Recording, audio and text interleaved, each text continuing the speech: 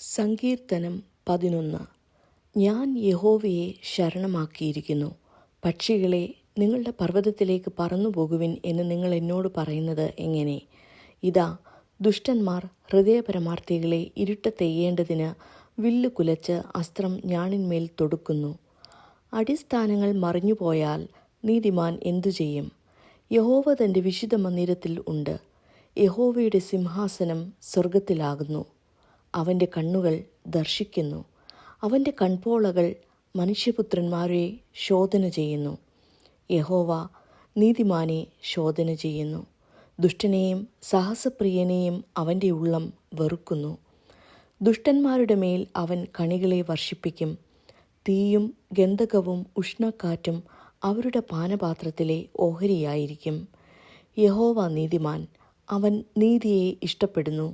നേരുള്ളവർ അവൻ്റെ മുഖം കാണും.